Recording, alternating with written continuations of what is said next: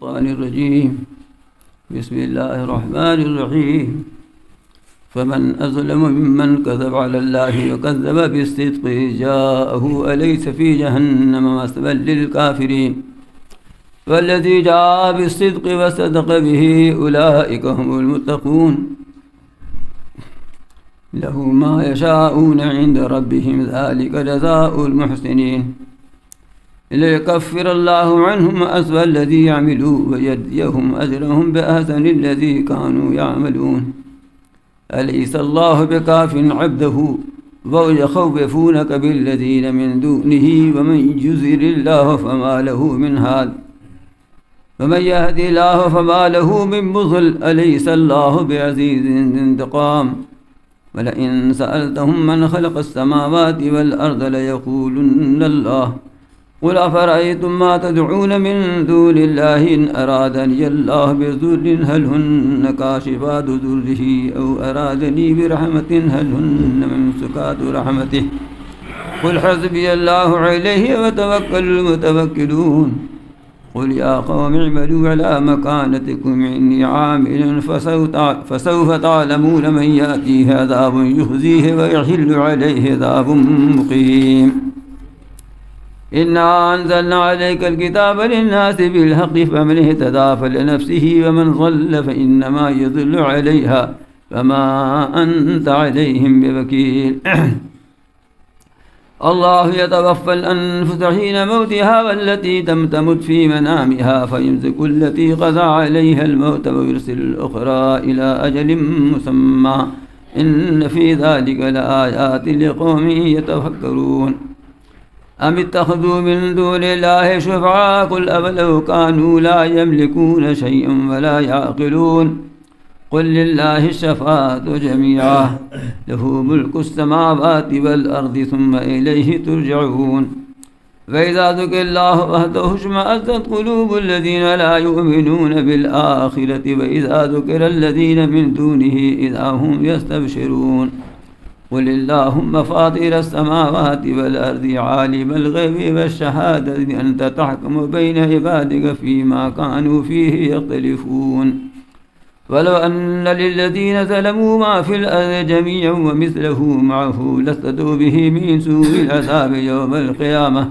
فبدا لهم من الله ما لم يكونوا يحتسبون وبدا لهم سيئات ما كسبوا وحاق بهم ما كانوا به يستهزئون فإذا مس الإنسان ضر دعانا ثم إذا خولناه نعمة منا قال إنما أوتيته على علم بل هي فتنة ولكن أكثرهم لا يعلمون قد قالها الذين من قبلهم فما أغنى عنهم ما كانوا يكسبون فأصابهم سيئات ما كسبوا فالذين ظلموا من هؤلاء سيصيبهم سيئات ما كسبوا وما هم بمعجزين أولم يعلموا أن الله يبسط الرزق لمن يشاء ويقدر إن في ذلك لآيات لقوم يؤمنون صدق الله العلي العظيم وبلغ رسوله النبي الكريم ونحن على ذلك من الشاهدين.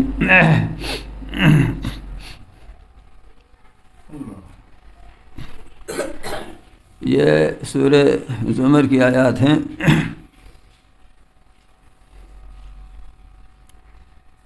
اور 24واں پارہ یہیں سے شروع ہو رہا ہے. یہ بات میں پہلے کئی دفعہ عرض کر چکا ہوں کہ قرآن مجید میں پاروں کی تقسیم مضمون کے لحاظ سے نہیں ہے، یہ خدائی تقسیم بھی نہیں ہے. یہ بعد میں پڑھانے والوں نے بچوں کی سہولت کے لیے پارے بنا دیے ہیں. صورتیں خدائی تقسیم ہیں، مضامین صورتوں کے لحاظ سے ہیں. تو یہاں بھی مضمون پیچھے سے چلا آ رہا ہے. اس سے پہلے جو آیت 23ویں پارے کی آخری آیت ہے، اس میں یہ فرمایا تھا کہ قیامت کے دن اپنے رب کے پاس تم لوگ مقدمہ پیش کرو گے، جھگڑو گے، مقدمہ پیش کرو گے. یہ جو 24ویں پارے کی پہلی آیت ہے، اس میں یہ بتلایا جا رہا ہے کہ جب جھگڑا اللہ تعالیٰ کے سامنے پیش ہوگا تو فیصلہ کیا ہوگا اور کیسا ہوگا. فرماتے ہیں اس سے بڑھ کر ظالم کون ہے جو اللہ پر جھوٹ باندھے کہ اللہ تعالیٰ کا شریک قرار دے، جیسا پیچھے سب تفصیل سے سن چکے آپ کہ یہ بھی اللہ تعالیٰ کی صفت میں شریک ہیں، اللہ تعالیٰ کے کاروبار میں یہ بھی شریک ہیں، لہذا اللہ کی عبادت کے ساتھ ان کی بھی عبادت کرنی چاہیے۔ اس سے بڑھ کر ظالم کون ہوگا جو اللہ پر جھوٹا باندھے کہے اللہ تعالیٰ کی اولاد ہے، جیسا کہ یہود کے بعض فرقے اور نصارہ کہا کرتے ہیں، یا اللہ تعالیٰ کی بیٹیاں ہیں جیسا کہ مشرکین عرب کہا کرتے تھے۔ تو جو اللہ پر جھوٹ باندھے اس سے بڑھ کر کوئی ظالم نہیں ہے، اور اس سے بڑھ کر ظالم کون ہوگا جو سچائی کو جھٹلائے جبکہ سچائی اس کے پاس آ جائے۔ سچ آ گیا تو سچ کو جھٹلا رہا ہے۔ سچ کیا آیا؟ قرآن آیا، دین برحق آیا، رسول اللہ صلی اللہ علیہ وسلم لے کر آئے، تو بجائے اس کے کہ اس سچ کو مانتے اس کو جھٹلا رہے ہیں۔ تو جو جھوٹا الزام لگائے اللہ پر اور جو اللہ تعالیٰ نے دین حق بھیجا ہے اس کو جھٹلائے، اس سے بڑھ کر ظالم کون ہوگا؟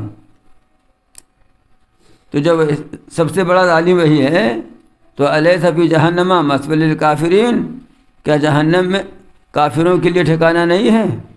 کیا جہنم میں کافروں کے لیے ٹھکانہ نہیں ہے؟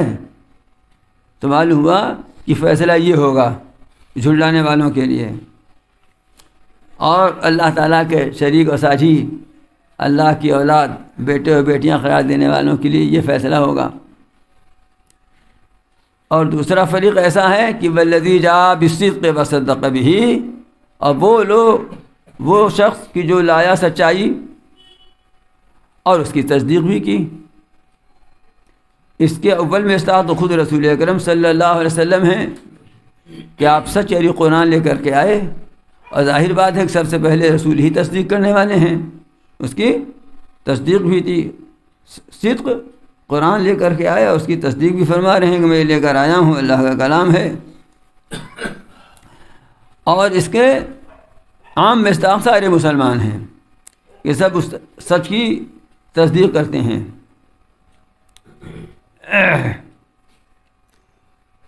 علامہ آلوسی رحمۃ اللہ علیہ نے لکھا ہے کہ بعض حضرات نے یہ فرمایا کہ سچ لے کر تو آئے اللہ کے رسول صلی اللہ علیہ وسلم، اور سب سے پہلے اس کی تصدیق کی، یعنی آپ نے اس کی ہی، آپ تو لے کر آئے ہی تھے، تو آپ اس کو الگ کر کے آپ کی ذات کو، اس لیے کہ آپ تو تصدیق کر ہی رہے ہیں امتوں میں، سب سے پہلے اس کی تصدیق کی صدیق اکبر نے، اس لیے اس آیت سے صدیق اکبر کی فضیلت ثابت ہوتی ہے۔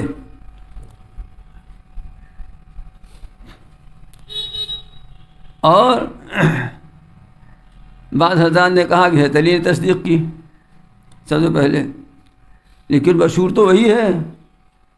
اور سب سے پہلے اسلام لانے والے کون لوگ ہیں؟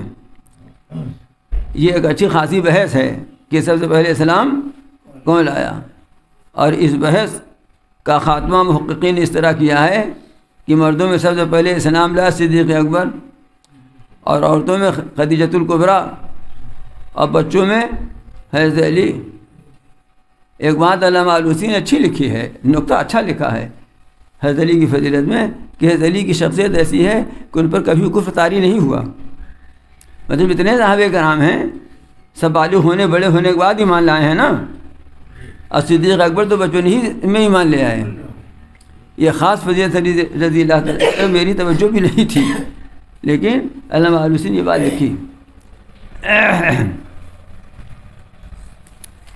تو والذی جاء بالصدق، اور وہ کہ جو سچائی لے کر کے آیا، یعنی رسول اکرم صلی اللہ علیہ وسلم، وصدق بہ، پھر اس کی تصدیق بھی کی، یعنی آپ ہی کی ذات، یا حضرت صدیق اکبر رضی اللہ تعالیٰ عنہ، حضرت علی رضی اللہ تعالیٰ عنہ، پھر تمام صحابہ، پھر قیامت تک آنے والے تمام اہل ایمان۔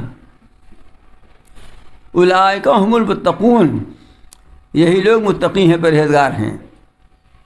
جس نے جھٹلایا سچائی کو، حق کو، قرآن کو، وہ کافر ہیں، ان کا ٹھکانہ جہنم ہے، اور جنہوں نے اس کی تصدیق کی وہی متقی اور پرہیزگار ہیں۔ جنہوں نے جھٹلایا تھا ان کے بارے میں بتایا کہ ان کا ٹھکانہ جہنم میں ہے، اور جنہوں نے تصدیق کی، جن کو سند عطا فرمائی متقی اور پرہیزگار ہونے کی، ان کے لیے ارشاد ہوتا ہے کہ لہم ما یشاءون عند ربہم، ان کے لیے جو کچھ وہ چاہیں گے ان کے رب کے پاس ہوگا. وہ اپنے رب کے پاس جب جنت میں پہنچ جائیں گے تو جو کچھ وہ چاہیں گے وہ ہوگا. اب آپ بتائیے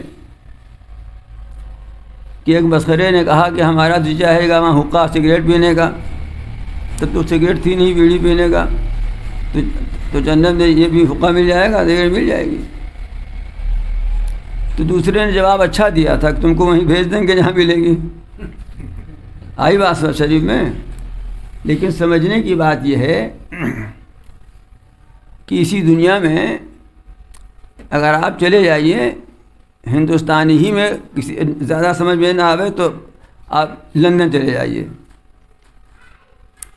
اور آپ امریکہ چلے جائیے، اور امریکہ اور لندن جا کر کے اور وہاں بھی 5 اسٹار سے بھی بڑا کوئی ہوٹل ہوتا ہے جاوید بھائی؟ ہاں، جو سب سے اونچا ہوٹل ہوتا ہو اس میں ٹھہریے، اور وہاں یہ کہیے کہ ہمارا جی یہ چاہتا ہے کہ مہوا کھائیں. دیکھیے اتنی دور سوچ کے لایا ہوں میں، تو وہاں مہوا کھانے کی جی چاہے گا؟ خیال بھی آئے گا کہ مہوا کھانا چاہیے؟ نہیں نا. کوئی پاگلے ہو گیا تو الگ بات ہے، لیکن وہاں مہوا کا تو خیال ہی نہیں آئے گا نا، اس لیے کہ وہاں کی فضا، وہاں کا ماحول دوسرا ہے. جنت کی فضا، جنت کا ماحول، وہاں کا ایٹماسفیئر ایسا ہے کہ وہاں حقہ پینے کی جی چاہے گا، حقہ خیال آئے گا. یہ ایک معمولی سا گھر ہے، معمولی سی جگہ ہے، ہم سب گنہگار ہی ہیں، جتنے ہیں سب کے سب گنہگار ہیں. لیکن بہرحال یہ مجلس قائم کی گئی ہے اللہ کے ذکر کے لیے. یہاں عام میں سے کسی کے ذہن میں یہ آ رہا ہے کہ گانا لگ جاتا تو سنتے، فلمی گانا؟ جی کیوں؟ اس لیے کہ یہاں کا ماحول نہیں ہے، یہاں کا ماحول تو ذکر اللہ کا ہے. تو جنت کا ماحول حقہ پینے والا تو نہیں ہوگا نا. وہاں کے لحاظ سے جو چیز چاہے گا، لہم ما یشاءون عند ربہم، ان کے لیے وہ ساری چیزیں ہوں گی جو وہاں چاہیں گے اپنے رب کو، جی چاہا بس مل جائے گا. ذالک جزاء المحسنین، یہ ہے بدلہ نیکوکاری کرنے والوں کا، نیک کام کرنے والوں کا بدلہ یہ ہے. اب یہ نہیں ہے کہ بڑی اچھی دعوت ہے، ولیمہ بڑا شاندار ہے، اور جتنی چیزیں کی ڈشیں مل سکتی ہیں یہاں دستیاب ہیں وہ سب وہاں موجود ہیں، لیکن آپ کو جی چاہا کہ بیسن کی روٹی چٹنی کھائیں، آپ نے فرمائش کر دی تو کیا ہوگا بتائیے، کیا حال ہوگا؟ لیکن اگر آپ کا جی یہی چاہے گا تو وہ بھی وہاں مل جائے گا. اس لیے کہ آگ تو نہیں ہے نا، یہ بھی اللہ تعالیٰ کی نعمت ہے، یہ بھی اللہ تعالیٰ کی نعمت ہے.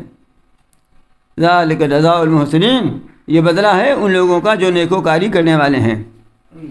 اور یہی نہیں ہے، جنت میں بھی جو لوگ جائیں گے انسان ہی ہوں گے نا. انسان اور بشر کی خاصیت یہ ہے کہ کچھ نہ کچھ گڑبڑ کر ہی دیتا ہے، یہ کچھ نہ کچھ گڑبڑ ہو ہی جائے گا.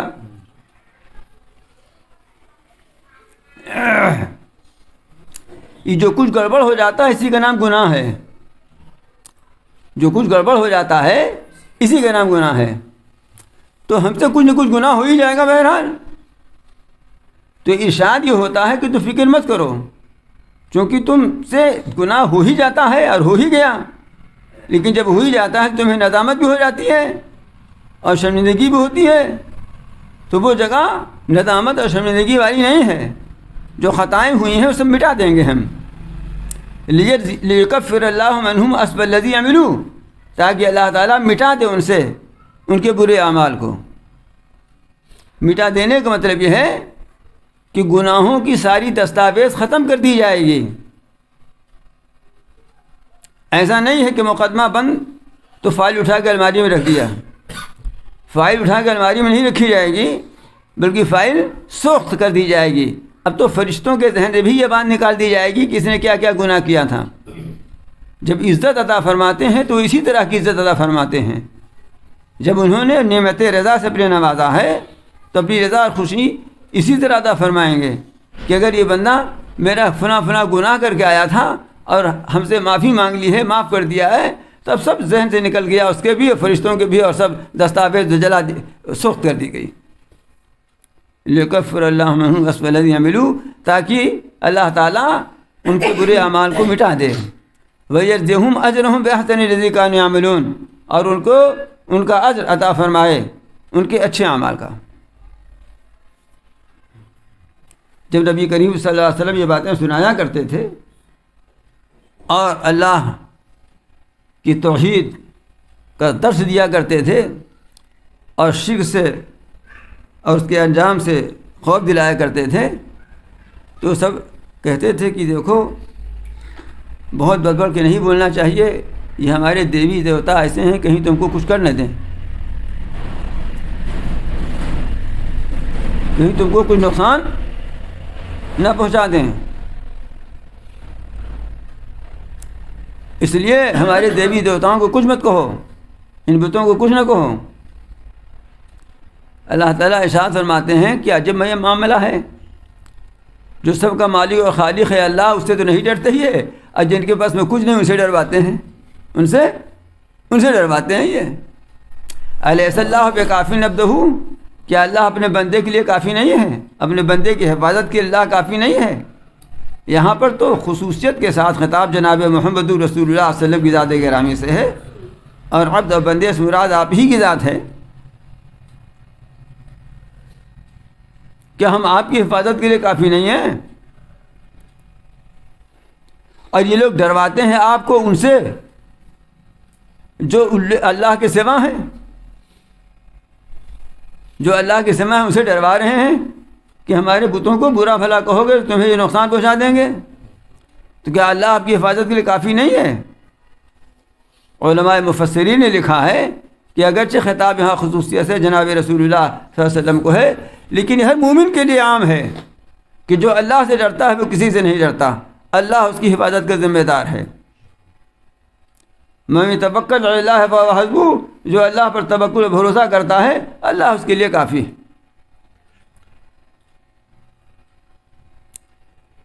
ومن یضلل اللہ فما لہ من ہاد، اور جس کو اللہ تعالیٰ ہی گمراہی میں رہنے دے کہ وہ ضد اور ہر دھرمی میں ایسا ہو گیا ہے کہ حق بات سننا ہی نہیں چاہتا، تو اللہ تعالیٰ نے بھی چھوڑ دیا، رسی ڈھیلی کر دی، تو اب اس کے لیے کوئی ہدایت دینے، اس کو کوئی رہنمائی کرنے والا، ہدایت دینے والا نہیں ہے. اور جس کو اللہ ہدایت دے دے، کیونکہ وہ طالب تھا، طلب تھی اس کے اندر، تو اسے اللہ تعالیٰ نے اسے ہدایت عطا فرما دی، تو اس کو کوئی گمراہ بھی نہیں کر سکتا. الیس اللہ بعزیز انتقام، کہ اللہ تعالیٰ زبردست نہیں ہے، بدلہ لینے والا نہیں ہے، وہ ایسا غلبہ، ایسی قوت رکھتا ہے کہ اگر بدلہ لینا چاہے تو بدلہ بھی لے سکتا ہے اور لے لے گا. تو یہ ڈروا رہے ہیں آپ کو اللہ کے سوا دوسروں سے، اور خود اللہ میں سے نہیں ڈرتے.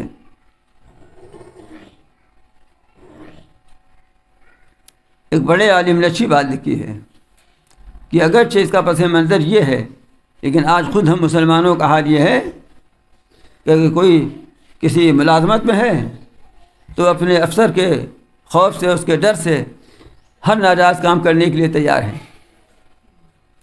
اگر کوئی کسی پارٹی میں ہے تو اپنے پارٹی کے دباؤ میں کوئی بھی کام اور کتنا ہی غیر شرعی ہو، اللہ کو ناراض کرنے والا ہو، اس سے اس کو گریز نہیں ہے.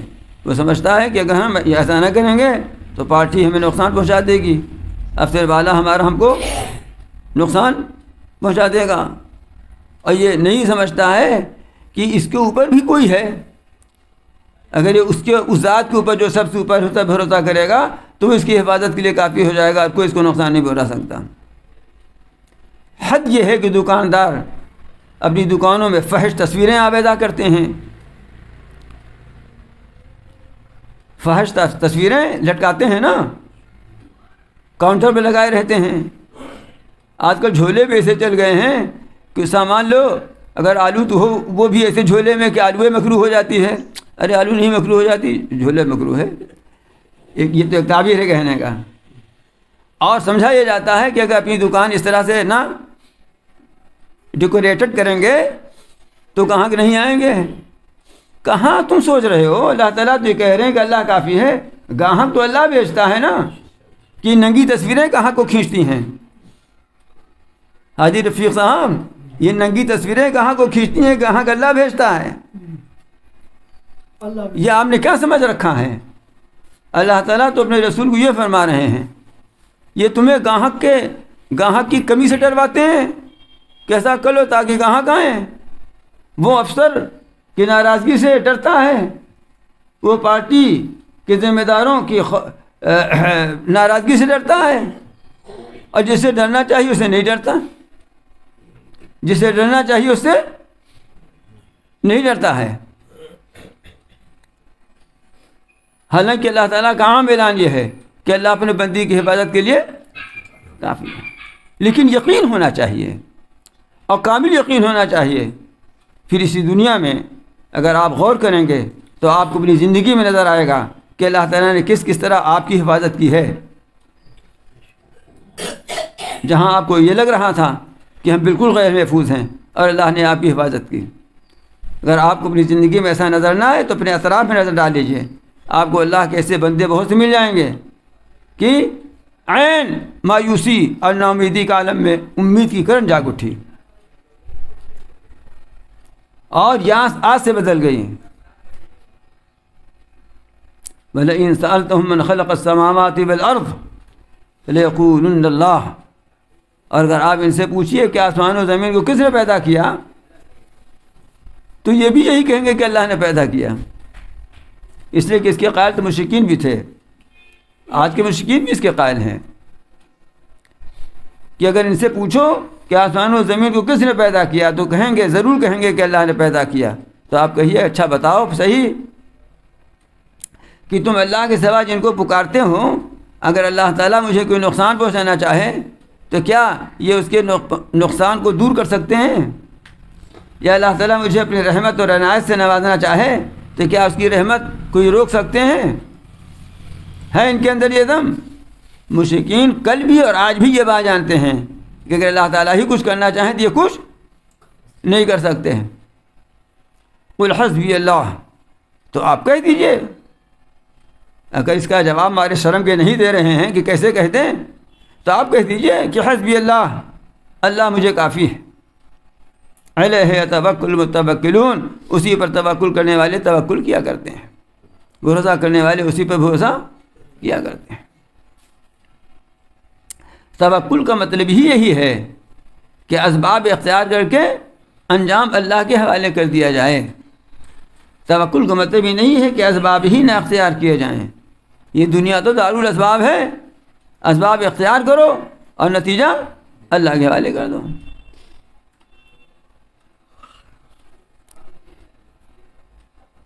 حافظ جی دادا بننا چاہتے ہیں، ارے آپ بن چکے ہیں، لیکن بننے چاہتے ہیں لڑکے کی شادی کیجئے۔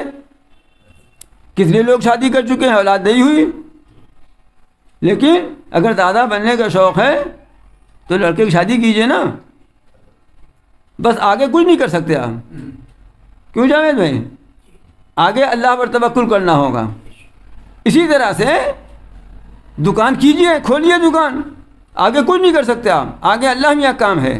جیسے شادی کرنے کے بعد اولاد دینا اللہ میاں کام ہے، ویسے ہی دکان کھل جانے کے بعد گاہک بھیجنا اور اس کو ترقی دینا یہ کس کا بھی کام ہے؟ یہ ہمارا کام نہیں، اللہ میاں کا، یہ اللہ میاں کام ہے۔ ہم سمجھتے ہیں ہمارا کام ہے صرف ننگی تصویریں لٹکا دو، کاؤنٹر ایسا بنا دو اور کچھ میوزک لگا دو۔ بات سمجھ شریف میں آئی؟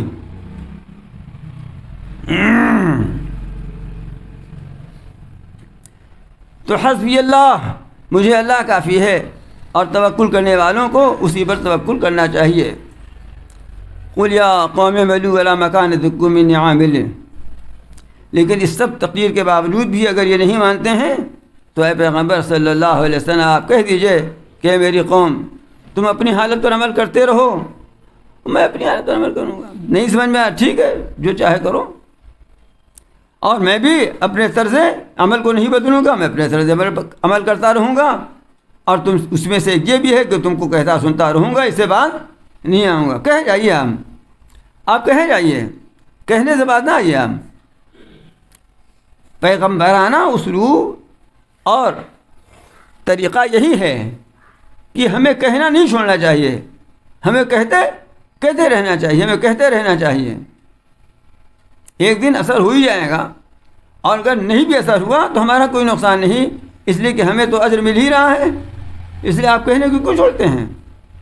فسوف تعلمون، ان قریب جان لو گے تم کہ کس کے پاس وہ عذاب آتا ہے جو اس کو رسوا کر دے گا، اور کس کے اوپر وہ عذاب نازل ہوتا ہے جو دائمی ہوگا۔ چنانچہ چند دنوں کے بعد، یہ تو مکی آیتیں ہیں، ہجرت کے دوسرے ہی سال یہ منظر آیا کہ یہی لوگ جو اعتراض کیا کرتے تھے، مذاق اڑایا کرتے تھے اور جو اپنے بتوں سے ڈروایا کرتے تھے، انہی کے 70 بڑے بڑے سردار جہنم رسیز ہوئے میدان بدر میں، اور 70 بڑی بڑے ناک والے قید کر لیے گئے۔ یہ تو دنیا میں ان کو عذاب رسوائی کا ملا، اور آخرت میں جو دائمی عذاب ہے وہ تو وہی ہے۔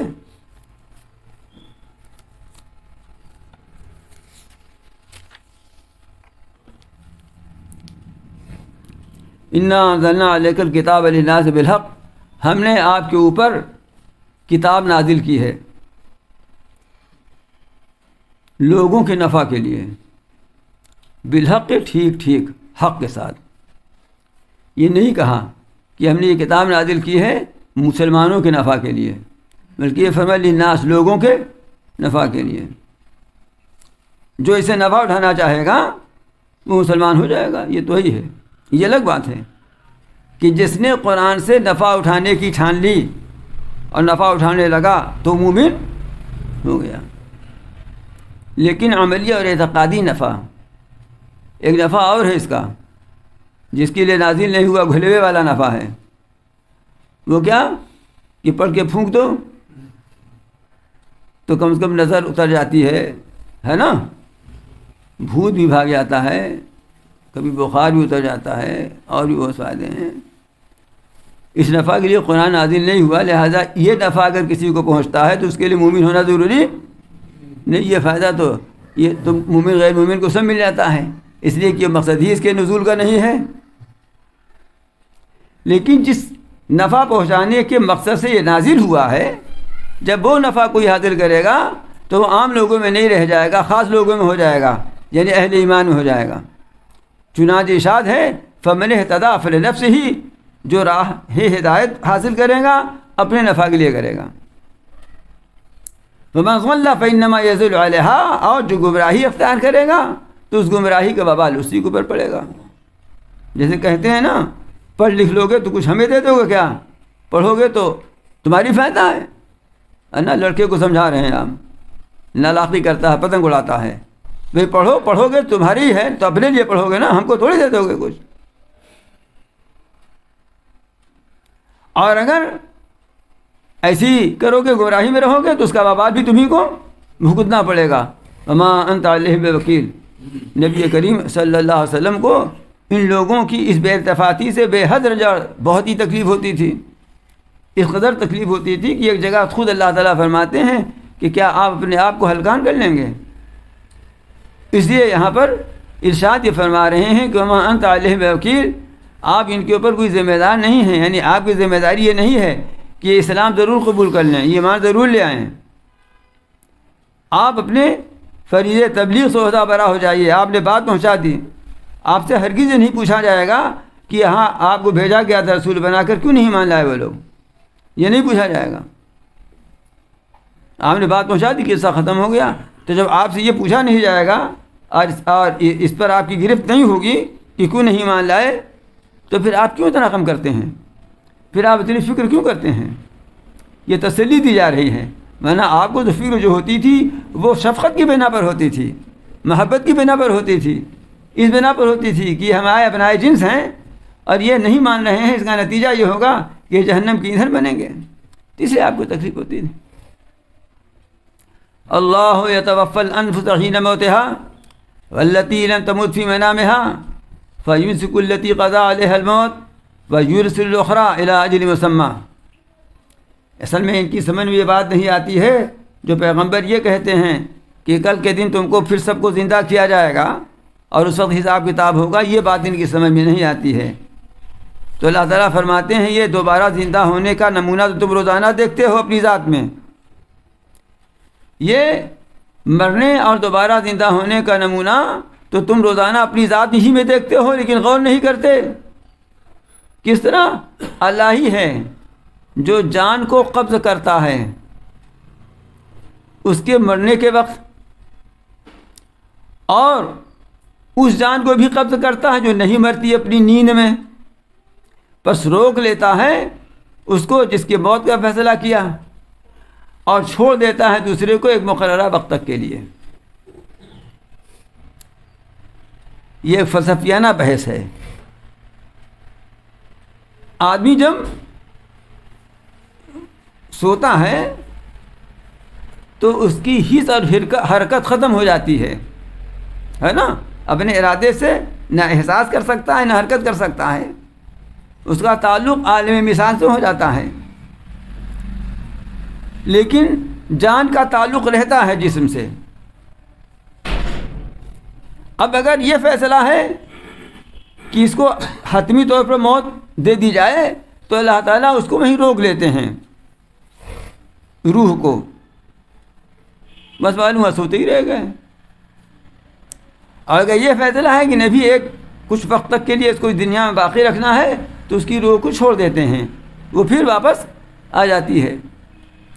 تو تم یہ تماشا تو روز دیکھتے ہو نا کہ سو گئے، اب کچھ خبر نہیں کون آیا کون گیا، کیا ہوا کیا نہیں ہوا۔ کتنے لوگ ایسے ہیں کہ سو گئے، بیوی نے اپنے عاشق کے ساتھ مل کر قتل کر ڈالا، اخبار نہیں پڑھتے رہتے۔ دیکھیے کیسی مثال دیتا ہوں میں ٹاپ کی، حافظ جی، ہے نا، تاکہ سمجھ میں آ جائے، عاشقوں کے بھی معشوقوں کے بھی۔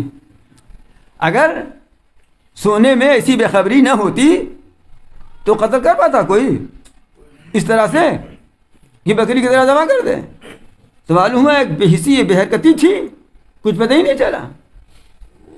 اور پھر اگر اللہ تعالیٰ کو منظور ہے کہ زندہ رہے بھی کچھ دنوں تک اور، تو اس کو واپس بھیج دیتے ہیں۔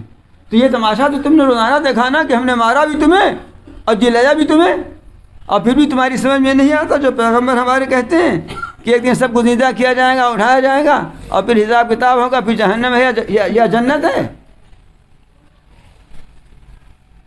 ان فی ذلک لآیات لقوم یتفکرون، بے شک اس میں ضرور نشانی ہے ان لوگوں کے لیے جو غور و فکر کرتے ہیں۔ سوچو، غور کرو خود اپنی جان اور اپنی ذات کے ان حالات میں، تو تمہیں سمجھ میں آ جائے گا دوبارہ زندگی کا معاملہ اور آخرت کے حساب کتاب کی معاملہ۔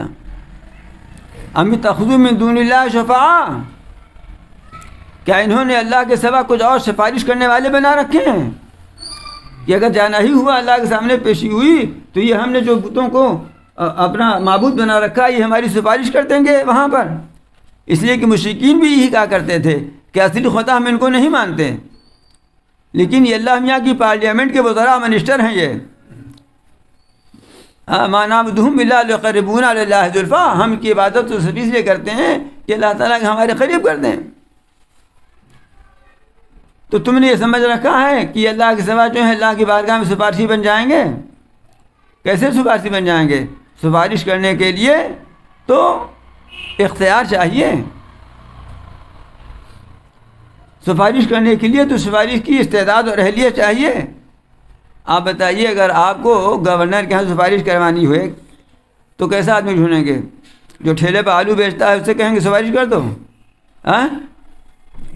کہ کوئی ایسا آدمی ڈھونڈیں گے جو ان کے آفس کا ہو اور ان کا اگر پرائیویٹ سیکریٹری ہو تو زیادہ اچھا ہے۔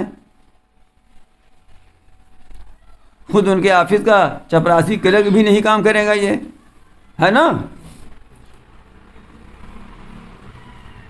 تو یہ جن کو تم سمجھ رہے ہو کہ بارگاہ خداوندی میں سفارش کریں گے، یہ تو آلو بیچنے والے کے برابر بھی نہیں ہے یہ، اس لیے کہ آلو بیچنے والا بھی آلو تولتا ہے نا، یہ تو بیچارے بت، جس کو بت ہی کہتے ہیں، نہ حس ہے نہ حرکت ہے نہ جان ہے نہ شعور ہے۔ تو آپ کہیے کہ کیا یہ سفارش کر دیں گے جبکہ سفارش کا کچھ بھی اختیار نہ رکھتے ہوں، ولا یعقلون، سمجھتے بھی نہ ہوں، اس لیے کہ عقل و شعور سے خالی ہیں یہ۔ قل للہ شفاعت جمیعا، پیغمبر صلی اللہ علیہ وسلم آپ کہیے کہ شفاعت سب کی سب اللہ ہی کے لیے ہے، اور شفاعت کرنے کے لیے دو چیزیں ضروری ہیں۔ ایک یہ کہ جو سفارش کر رہا ہے، شفاعت کر رہا ہے، اللہ تعالیٰ کے کا وہ مقبول بندہ ہو، اور دوسری یہ کہ جس کی سفارش کر رہا ہو وہ اس لائق بھی ہو کہ اس کی سفارش کی جائے، یہ دونوں چیزیں ہوں۔ تب سفارش کی جاتی ہے۔ ملازمت کی ایک درخواست وہ اسامیاں نکلیں جس میں اہلیت لکھی تھی کہ ہائی اسکول پاس ہو جائے۔ ارے ہائی اسکول میں کوئی نوکری نہیں ملتی، مثال کر دے دیا میں نے، ہائی اسکول پاس ہو۔ اب آپ نے ڈھونڈا ایک آدمی کہ جس کو تقرری کرنی ہے، اس کے پاس پہنچ ہے اس کی، ہے نا، اور اس نے سفارش کر دی ایسے کی تو 5 بھی پاس نہیں ہے، تو کیا ہوگا؟ اول تو اگر کچھ سمجھ ہے تو سفارش کرے گا ہی نہیں اس کی۔ یا پھر یہ کہ ہائی اسکول پاس تو ہیں لیکن آپ سفارش ایسے کروانا چاہتے ہیں جس کی ہمت ہی نہیں وہاں تک جانے کی، ہے نا۔ تو یہ بت سفارش کرنے کی اہلیت اس لیے نہیں رکھتے کہ مقرب عند اللہ نہیں ہیں، مقبول عند اللہ نہیں ہیں، اور جس کی تم سفارش کروانا چاہتے ہو وہ بھی کفر اور شرک کی گندگی میں ملوث ہیں۔ سفارش صرف انہی کی جاتی ہے، سفارش کیے جانے کے اہل وہی لوگ ہیں جو ایمان رکھتے ہوں۔ یہ تو دولت ایمان سے محروم ہے۔ تو شفاعت کا حق تو اللہ تعالیٰ کو ہے، لہ ملک السماوات والارض، آسمان و زمین کی بادشاہت اسی کے لیے ہے۔ ثم الیہ ترجعون، پھر اسی کے پاس تم سب لوٹا کر لائے جاؤ گے۔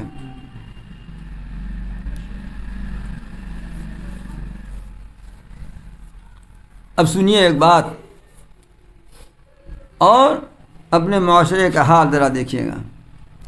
فرماتے ہیں جب اللہ تعالیٰ کا تنہا اللہ تعالیٰ کا ذکر کیا جاتا ہے تو اشمئزت قلوب الذین لا یؤمنون بالآخرۃ، تو جو لوگ آخرت میں ایمان نہیں رکھتے ان کے دل متوحش ہوتے ہیں،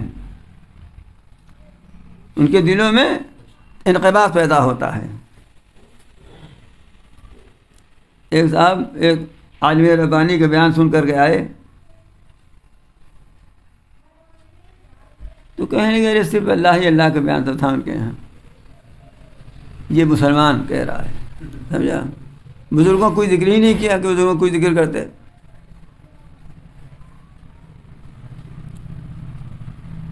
تو یہ ارشاد یہ ہو رہا ہے مشرکوں کی خصوصیت بیان کرتے ہوئے کہ وَإِذَا ذُكِرَ اللَّهُ وَحْدَهُ اشْمَئَزَّتْ قُلُوبُ الَّذِينَ لَا يُؤْمِنُونَ بِالْآخِرَةِ، جب صرف اللہ کا ذکر کیا جاتا ہے تو جو لوگ آخرت میں ایمان نہیں رکھتے ان کے دل منقبض ہوتے ہیں، ان کو اچھا نہیں لگتا۔ وَإِذَا ذُكِرَ الَّذِينَ مِن دُونِهِ إِذَا هُمْ يَسْتَبْشِرُونَ، اور جب اللہ کے سوا دوسروں کا ذکر کیا جاتا ہے تو بڑے خوش ہو جاتے ہیں کہ ہاں یہ بزرگوں کو مانتا ہے، یہ بزرگوں کو مانتا ہے۔ اس آیت کے تحت صاحب روح المعانی علامہ سید محمود آلوسی رحمۃ اللہ علیہ نے اپنا واقعہ لکھا ہے، وہ تو میں نے اپنا واقعہ بیان کیا تھا، یہ میں بہت بڑے آدمی کا واقعہ بیان کر رہا ہوں۔ بغداد میں رہتے تھے، وہاں کا واقعہ لکھا ہے کہ ایک دفعہ میں نے ایک شخص کو دیکھا جو کسی مصیبت میں مبتلا تھا اور کسی بزرگ کو فریاد کرنے کے لیے پکار رہا تھا۔ تو میں نے اس سے کہا کہ اللہ کو پکار، اللہ سے مدد مانگ، اللہ سے مدد مانگ، اللہ سے پکار۔ تو اسے تصویر یہ کہ بات اچھی نہیں لگی۔ بعد میں مجھ سے ایک آدمی نے آ کر بتایا کہ وہ کہہ رہا تھا کہ بزرگوں کو نہیں مانتے۔ یہ اس زمانے کی بات بتا رہا ہوں، علامہ محمود آلوسی نے لکھا ہے کہ وہ کہنے لگا کہ دیکھیے یار یہ اتنے بڑے مولانا بزرگوں کو نہیں مانتے۔ ایک صاحب ہیں جن کے رشتہ داری اجمیر شریف میں ہے، کافی رشتہ دار ان کے وہاں ہیں، الہ آبادی کے ہیں، الہ آباد کے لوگ بہت ہیں شاید وہاں۔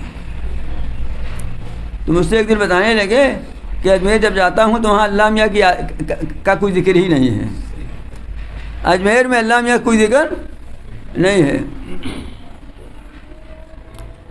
حالانکہ اگر خواجہ معین الدین چشتی اجمیری رحمۃ اللہ علیہ کے سامنے دیکھیے آپ تو ان کا سارا کام یہی تھا کہ اللہ میاں کے ساتھ مخلوق کو جوڑ دیں۔ یہ بزرگان دین کس لیے آئے تھے؟ خواجہ صاحب کے لیے مشہور ہے نا کہ کتنے لوگ، لاکھوں لوگ ان کے دستے حق پرست پر ایمان لائے۔ تو ایمان لانے کا مطلب یہ ہے کہ اتنی مخلوق کو انہوں نے خالق سے جوڑا۔ تو خواجہ صاحب نے یہ کام کیا کہ اللہ کے بندوں کو اللہ تعالیٰ سے جوڑ دیں، بندے کا رشتہ اپنے خالق اپنے مالک سے صحیح اور استوار ہو جائے، انہوں نے یہ کام کیا، اور وہاں اللہ میں کوئی جگہ نہیں ہے۔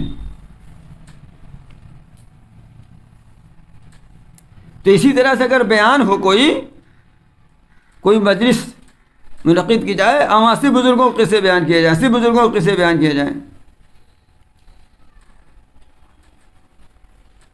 تو واہ واہ واہ واہ، بہت اچھا تھا، کیا نورانی مجلس تھی۔ لیکن اگر اسی کے ساتھ یہ بیان کیا جائے کہ یہ بزرگ ہوئے کیوں، اور ان کی بزرگی کی وجہ سے یہ ان سے کرامتیں کیوں ظاہر ہوئیں، اس کی وجہ یہ تھی کہ اللہ اللہ کرتے تھے، یہ انہیں اللہ تعالیٰ کے حکموں کی تعمیل کرتے تھے، اور پیغمبر خدا صلی اللہ علیہ وسلم کی سنت پہ چلا کرتے تھے، بس یہی پھیکا پڑ جائے گا معاملہ، یہی معاملہ پھیکا پڑ جائے گا، اس میں مزہ نہیں آتا، اس میں نہیں مزہ آتا ہے۔ اسی طرح سے اس میں مزہ نہیں آتا ہے کہ جیسے اگر کوئی آدمی ہے اور صحت اچھی نہیں ہے، اس کو مونگ کی کھچڑی یا میتھی کی کھچڑی بنا کے دیجیے، سادہ سادہ بالکل، اس لیے کہ وہ بیمار ہے نا، صحت ٹھیک نہیں ہے، اس لیے اس میں بھی کچھ مسالہ نہیں ڈالا جائے گا، تو مفید تو اس کے لیے یہی ہے، اصل کھچڑی تو یہی ہے، فائدہ مند تو یہی ہے، لیکن مزہ نہیں آئے گا۔ لیکن اگر اس کو نہاری دے دیجیے، کھا کے چاہے انتقال کر جائے، اس میں مزہ آئے گا۔ تو اسی طرح سے یہ چیزیں جو بیان کی جاتی ہیں، جو اللہ کے ذکر سے خالی ہوتی ہیں، یہ ایمان کو ضائع کرنے والی چیزیں ہیں، اس لیے کہ یہ بزرگان دین آئے اسی لیے تھے کہ اللہ تعالیٰ سے جوڑ دیں، ہم انہی کا استعمال غلط کر رہے ہیں، ہم انہی کا استعمال غلط کر رہے ہیں۔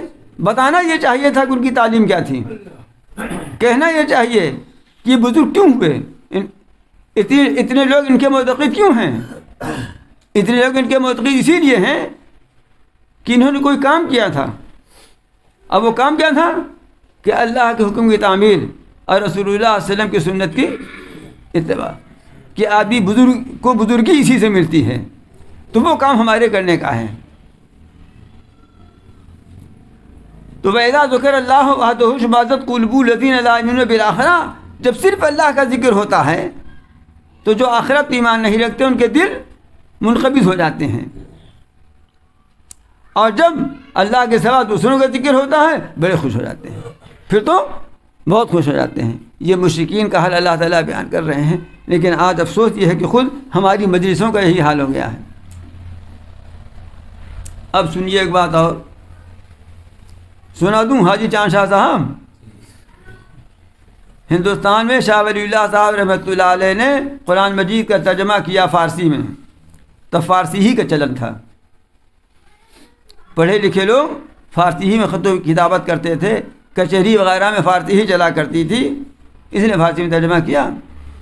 لیکن انہی کے زمانے سے اردو کا چلن ہو گیا تھا، تو انہی کے دو صاحبزادگان نے اردو میں ترجمہ کیا، ایک شاہ عبد القادر صاحب نے با محاورہ، ایک شاہ رفیع الدین صاحب نے لفظی ترجمہ کیا، یہ دونوں بھی آج ملتے ہیں۔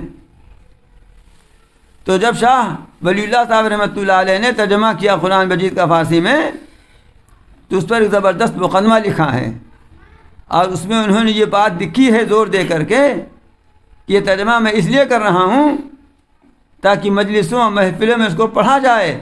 تعجب ہے، لوگ انسانوں کے کلام کو، ملفوظات کو پڑھتے ہیں، رب العالمین کے کلام کو اپنی مجلسوں میں نہیں پڑھتے، لیکن اس کا بدلہ کیا دیا آپ کی قوم نے ان کو، کہ ان کے اوپر دلی میں تلوار سے حملہ کیا گیا، کہ یہ قرآن مجید کو عام کر رہے ہیں، سب کو پڑھنے کے لیے بنا رہے ہیں، یہ آپ کی قوم نے ان کو اس کا یہ صلہ دیا، یہ بتا دیا۔ تو اصل چیز تو کلام رب العالمین پڑھنے کی ہے، اور پھر علماء حق اور بزرگان دین کے ملفوظات اس کلام رب العالمین کی وضاحت اور توضیح کے لیے ہیں، اس کی توضیح کے لیے ہیں۔ یہ ہمیں معلوم ہوگا قرآن سے کہ نماز فرض ہے اور نماز کے قائم کرنے کا حکم ہے، لیکن نماز قائم کیسے ہوتی ہے، نماز میں خضوع کی کیفیت کا حاصل کیا ہے، وہ کسے کہتے ہیں، اس کو ہمیں کسی کے پاس رہ کے دیکھنا پڑے گا، کسی نمازی سے یہ دیکھنا پڑے گا کسی خشوع والے نمازی سے دیکھنا پڑے گا. وہ جو خشوع والا نمازی ہے اسی کو بزرگ کہتے ہیں. بات کو سمجھ شریف میں آئی؟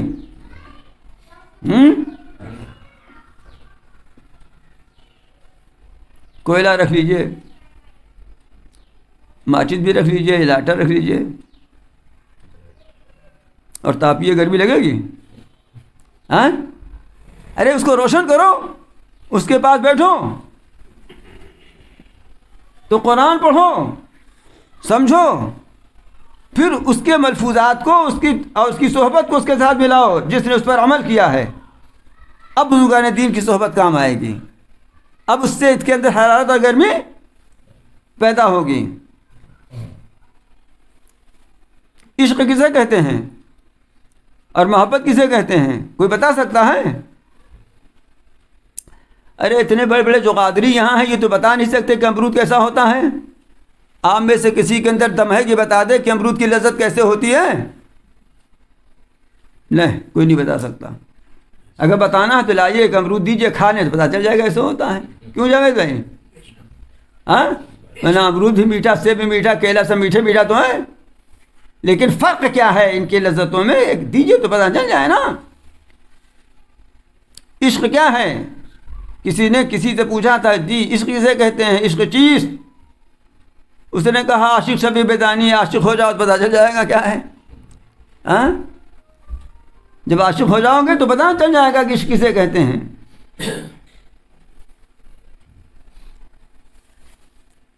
تو عاشق کے پاس بیٹھو تو عشق کی چنگاری لگ جائے گی، اور جب عشق کی چنگاری لگ جائے گی پھر پوچھتی نہیں ہے وہ.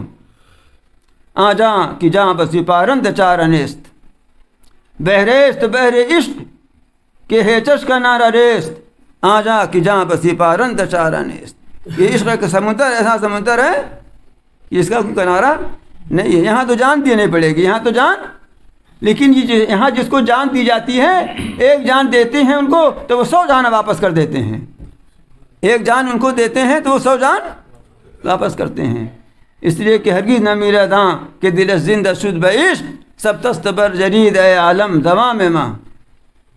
یہ تو جان کی بات ہے. ان کا معاملہ تو یہ ہے کہ اگر ان کے گھر کی زیارت کے لیے کوئی چلا جاتا ہے تو اس کا پیسہ بھی واپس کر دیتے ہیں. وہ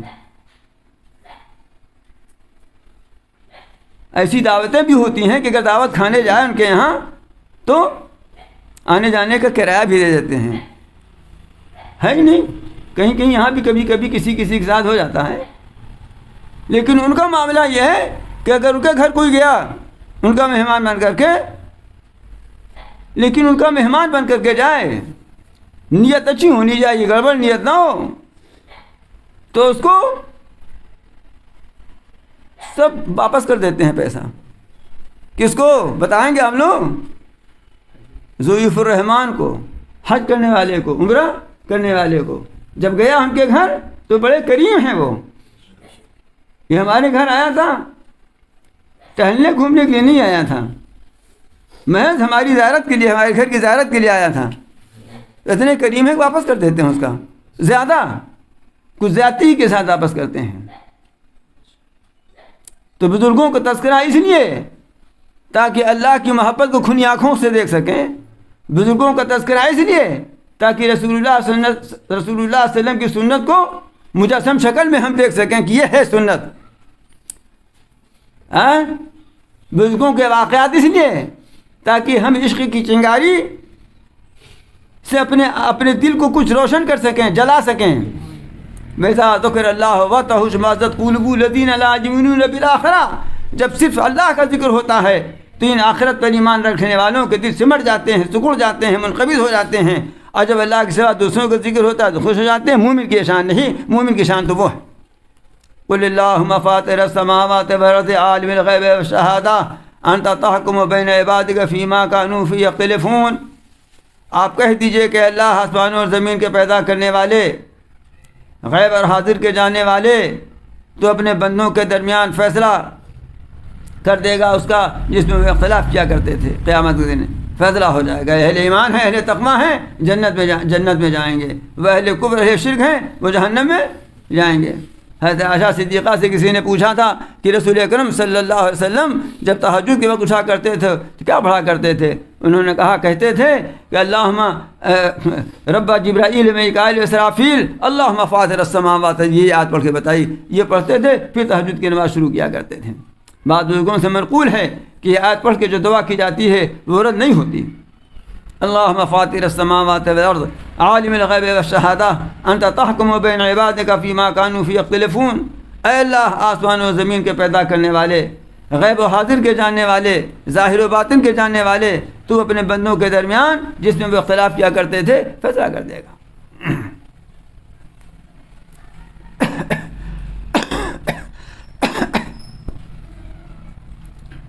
یہ آج ان کو یہاں اٹکھیلیاں سوچ رہی ہیں مشرکوں کو کہ اللہ کے نام سے یہ چیز بجبی ہو جاتے ہیں، لیکن کر یہی ظالم جب آخرت کی سختی دیکھیں گے تو ان کا حال یہ ہوگا کہ وَلَوْ أَنَّ لِلَّذِينَ ظَلَمُوا مَا فِي الْأَرْضِ جَمِيعًا وَمِثْلَهُ مَعَهُ لَافْتَدَوْا بِهِ مِنْ سُوءِ عَذَابِ يَوْمِ الْقِيَامَةِ، کہ اگر ان ظالموں کے لیے زمین میں جو کچھ ہے وہ سب بھی ہو جائے اور اتنا ہی اور ان کے پاس ہو جائے تو قیامت کے دن کے برے عذاب سے بچنے کے لیے سب دے کر جان چھڑانا چاہیں گے۔ زمین بھر جائے دولت سے اور اتنا ہی اور وہ سب دے دیا جائے، لو تمہارا ہے یہ، تو کہیں گے اللہ میں یہ لے لیجئے اور قیامت کے دن یہ جو برا عذاب اس سے ہم کو نجات دے دیجئے۔ کیسا عذاب ہوگا؟ وَبَدَا لَهُم مِّنَ اللَّهِ مَا لَمْ يَكُونُوا يَحْتَسِبُونَ، اور ظاہر ہو جائے گا ان کے لیے اللہ تعالیٰ کی طرف سے وہ جس کا وہ گمان نہیں کرتے تھے۔ وَبَدَا لَهُمْ سَيِّئَاتُ مَا كَسَبُوا وَحَاقَ بِهِم مَّا كَانُوا بِهِ يَسْتَهْزِئُونَ، اور اس چیز کی برائی بھی ان کے لیے سامنے آ جائے گی جو انہوں نے کیا تھا، اور جس کا وہ مذاق اڑایا کرتے تھے وہ ان کو گھیر لے گا۔ جس عذاب کا وہ مذاق اڑایا کرتے تھے وہ مذاق وہ عذاب اب ان کے سر پر آ جائے گا۔ لیکن یہ انسان جو کہ اس طرح سے بار بار تنبیہ کی جا رہی ہے اور پیغمبر کی زبانی اور کلام الہی کے ذریعہ تنبیہ کی جا رہی ہے، اس انسان کا حال یہ ہے کہ فَإِذَا مَسَّ الْإِنسَانَ ضُرٌّ دَعَانَا، یہی انسان کون؟ مومن نہیں، غیر مومن، جب اس کو کوئی مصیبت پہنچتی ہے، پریشانی پہنچتی ہے تو ہم کو پکارتا ہے۔ جب مصیبت گھیر لیتی ہے ان کو اور دیکھا کہ یہاں گئے اس سے بھی نہیں کام ہوا، وہاں گئے اس سے بھی کام نہیں ہوا، یہاں گئے اس سے بھی کام نہیں ہوا، عاجز ہو گیا بالکل ہر تھان پر جا کر کے، تو دعانا تو ہم کو پکارتا ہے۔ ثم اذا خولناه نعمة منا، پھر جب ہم نے اس کو اپنے پاس سے نعمت عطا کر دی،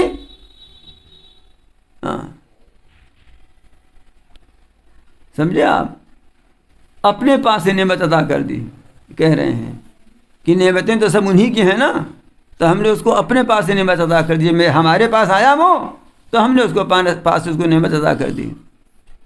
تو قال انما اوتیتہ علی علم، تو کہنے لگا کہ یہ تو مجھے دیا گیا ہے میرے ہنر کی بنا پر، میں نے اپنی قابلیت سے اس کو حاصل کیا ہے، میں نے اپنی قابلیت سے حاصل کیا ہے۔ جب تک نوکری نہیں مل رہی تھی حضرت دعا کر دیجئے، حضرت دعا کر دی، ان حضرت کے پاس، ان حضرت کے پاس، ان حضرت کے پاس، ان حضرت کے پاس، تعویذ بھی، گنڈا بھی، یہ بھی وہ بھی۔ جب نوکری مل گئی تو کہا بہت محنت کیا تھا میں نے، بہت محنت کیا میں نے، تب حضرت کی دعا بھول جاتا ہے۔ بات سمجھ شریف میں آئی؟ تب بجائے اس کے کہ مصلی پہ کھڑا ہوتا یا مسجد میں جاتا اور 2 رکعت پڑھتا سجدہ شکر ادا کرنے کے لیے، وہ دوستوں کی پارٹی کرتا ہے اور ناچتا اور گاتا ہے اللہ کے دیے ہوئے مال سے، اور پھر خرافاتوں میں مبتلا ہو جاتا ہے۔ تو فرما رہے ہیں کہ انما اوتیتہ علی علم، کہتا ہے کہ یہ تو مجھے میرے علم کی بنا پر، میرے ہنر کی بنا پر ملا ہے۔ میں آپ سے کیا بتلاؤں، میں اخبار پڑھتا ہوں، کوئی گناہ تو نہیں کرتا جاوید بھائی؟ ایک مفتی کو، ایک عالم کو اخبار پڑھنا چاہیے تاکہ حالات زمانہ سے باخبر رہے، اچٹتی ہوئی نظر ڈالنی چاہیے، اتنا گہرائی میں نہ جائے کہ سارا اسی میں چلا جائے۔ تو دیکھتا ہوں مسلمان لڑکوں کے وہ آتے ہیں احساسات کسی لڑکے نے پاس کر لیا، IAS بن گیا، کوئی PCS بن گیا، کوئی IPS بن گیا، کوئی یعنی بڑے بڑے عہدوں پہنچ گئے، وہ تو بہت لائق اگر ہوئے تو کہتے ہیں کہ اس میں ہمارے ماں باپ کا بڑا رول رہا ہے، بڑا کردار رہا ہے، اور ہمارے ٹیچر تھے، انہوں نے بڑی محنت کی. سمجھ رہے ہیں حاجی اقبال صاحب؟ ہم بھی سمجھتے ہیں کہ اچھا لڑکا ہے یہ، لیکن ان میں سے کہیں مجھے یاد نہیں پڑتا کہ دیکھا ہو کہ اللہ کے فضل سے ہی ہو گیا. سمجھ رہے ہیں حاجی طاہر؟ آپ لوگ تو اخبار زیادہ پڑھتے ہوں گے. ہاں، یہ نہیں دیکھا، مجھے یاد نہیں آتا. اگر کہو گا تو اتنا ہی کم ہے کہ یاد نہیں آ رہا ہے. ہاں، بہت لائق ہیں. ہماری اماں نے بڑی محنت کی، ہمارے باپ نے بہت دیا، اور ان لوگوں نے ہمارا بہت ساتھ دیا، بھائی بہن نے ہمارے سب کو لیا. لیکن یہ نہیں کہتا اللہ کا فضل تھا، ورنہ ہم تو کسی لائق نہ تھے. بات کو سمجھ شریف میں آئی؟ اللہ ہمیں شکایت کر رہے ہیں ہم سے، وَإِذَا مَسَّ الْإِنسَانَ ضُرٌّ دَعَانَا، جب مصیبت پہنچتی ہم کو پکارتا ہے. ثُمَّ إِذَا خَوَّلَ اللَّهُ نِعْمَةً مِنَّا قَالَ إِنَّمَا أُوتِيتُهُ عَلَىٰ عِلْمٍ، پھر ہم اس کو نعمت عطا کر دی اپنے پاس سے تو کہتا ہے کہ مجھے تو یہ دیا گیا میرے علم کے بنا پر. ہماری اماں ابا نے بہت ہمت دلائی، تب ہم پاس ہو گئے. ارے یہ ابا اماں کہاں سے آ گئے بغیر اللہ میاں کے؟ یہ نہیں کہتا کہ اللہ کے فضل، اللہ کی مہربانی ہے، ورنہ ہم تو کچھ نہ کر پاتے. کہنے کی چیز تو یہ تھی نا. مسلمان لڑکے یہ نہیں کہتے ہیں، اس لیے نہیں کہتے ہیں کہ وہ اس طرح کی مجلس میں بیٹھتے نہیں ہیں، وہ اس طرح کی باتیں سننا نہیں چاہتے، اس طرح کی محافل سے وہ دور ہیں. اس لیے ان کے ذہن میں یہ بات ہی نہیں آتی کہ یہی حقیقت ہے. یہ حقیقت ان کے ذہن کو کچھ کچوکے نہیں لگاتی. ارشاد ہوتا ہے بل یہ فتنتن، بلکہ یہ آزمائش ہے. یہ اب تک مصیبت سے آزمائش کی تھی، اب نعمت سے آزمائش کر رہا ہوں. جب مصیبت میں سے تو آہ کر رہے تھے، آہ کرتے ہوئے اللہ بھی کچھ نکل آیا تو ہم نے نواز دیا. لیکن جب نواز دیا تو واہ کر رہے ہیں اور واہ لوٹ رہے ہیں، اب ہم کو نہیں یاد کرتے. اس لیے بل یہ فطرتن، بلکہ یہ آزمائش، ولیکن اکثرهم لا يعلمون، لیکن ان میں سے اکثر جانتے نہیں ہیں.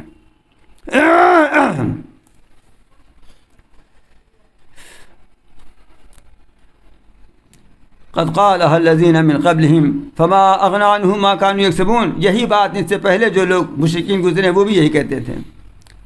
تو جو کچھ وہ کرتے تھے ان کے کچھ کام نہ آیا، اور نتیجہ یہ ہوا کہ فاصابهم سیئات ما کسبوا، جو کچھ انہوں نے بدعمالیاں کی تھیں وہ ان کو پہنچ کر، ان کی برائیاں پہنچ کر رہیں. والذین ظلموا من هؤلاء سیصیبهم سیئات ما کسبوا وما هم بمعجزین. جیسے ان سے پچھلے لوگوں کی بدعمالیوں کی برائیاں ان کو پہنچ کر رہی ہیں، ویسی ان میں سے جو ظالم ہیں ان ظالموں کو بھی ان کی کیے ہوئے کی برائیاں پہنچ کر رہیں گی. وما هم بمعجزین، اللہ تعالیٰ کو ہرا نہیں سکتے، یہ ہم کو عاجز نہیں کر سکتے کہ کہیں چھپ جائیں گے، کہیں بھاگ جائیں گے، ہمارے ہاتھ نہ رہ سکیں گے. اولم یعلموا ان اللہ یبسط الرزق لمن یشاء ویقدر، کیا یہ نہیں جانتے کہ اللہ جس کے لیے چاہتا ہے روزی کشادہ کر دیتا ہے، اور جس کے لیے چاہتا ہے روزی تنگ کر دیتا ہے. اس میں قابلیت کا دخل نہیں ہے. کتنے بیچارے بڑے قابل لڑکے جاہل سیٹھوں کے ہاں نوکری کر رہے ہیں، چارٹرڈ اکاؤنٹنٹ ہے، اور مینٹین کرتا ہے کس کا رجسٹر؟ جاہل سیٹھ کا، ہے نا بات. تو معلوم ہوا کہ معاملہ رزق کا اللہ کی مشیت پر منحصر ہے، قابلیت پر منحصر نہیں ہے.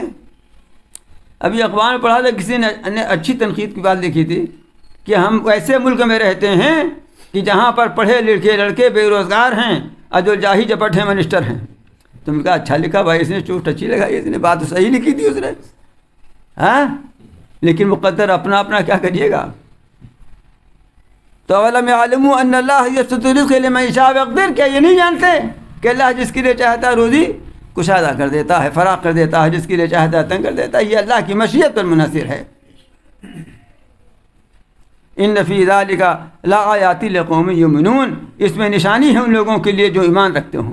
نشانی تو سب کے لیے ہے، لیکن چونکہ فائدہ ایمان والے اٹھاتے ہیں اس لیے کہا جا رہا ہے کہ ایمان والوں کی نشانی ہے. بس آج اتنا ہی رہنے دیجیے. دوستوں کی طرف سے حکم تھا کم بیان کرنا آج، لیکن پھر میرے خیال میں 1 آدھ گھنٹہ ہو ہی گیا. اب باقی جو آیت آگے آ رہی ہے وہ بھی تفصیل طلب ہے، انشاءاللہ تعالیٰ اس پر آئندہ مجلس میں گفتگو کی جائے گی۔ اللہ تعالیٰ جو کچھ گفتگو اس وقت ہوئی ہے اسی کے مطابق ہمیں عمل بنانے کی، اپنے زندگی کو سنوارنے کی توفیق عطا فرما دیں، توحید کی حقیقت ہمارے دل میں بیٹھا دیں، اپنے اوپر توکل کا سبق ہمارے دل نشین کر دیں۔ اللہ تعالیٰ ہمیں اپنے شکر گزار بندوں میں سے بنائیں، ناشکریوں میں سے نہ بنائیں۔ ربنا آتنا فی الدنیا حسنۃ وفی الآخرۃ حسنۃ وقنا عذاب النار۔ ربنا اننا آمنا فاغفر لنا ذنوبنا وقنا عذاب النار۔ ربنا لا تزغ قلوبنا بعد إذ هديتنا وهب لنا من لدنك رحمة إنك أنت الوهاب۔ ربنا هب لنا من أزواجنا وذرياتنا قرة أعين واجعلنا للمتقين إماما۔ اللهم إنا نسألك العفو والعافية في الدنيا والآخرة۔ اللهم إنا نسألك العفو والعافية في ديننا ودنيانا وأهلنا مالنا۔ اللهم استر عوراتنا وآمن روعاتنا۔ اللهم زدنا ولا تنقصنا وأكرمنا ولا تهنا وعاتنا ولا تحرمنا وآثرنا ولا تؤثر علينا وأرزنا وزلنا۔ يا حي يا قيوم برحمتك نستغيث أصلح لنا شأننا كله۔ يا حي يا قيوم برحمتك نستغيث أصلح لنا شأننا كله۔ يا حي يا قيوم برحمتك نستغيث أصلح لنا شأننا كله۔ يا ذا الجلال والإكرام، يا ذا الجلال والإكرام، يا ذا الجلال والإكرام۔ ربنا تقبل منا إنك أنت السميع العليم۔ صلى الله تعالى على خير خلقه محمد وآله وصحبه أجمعين برحمتك يا أرحم الراحمين۔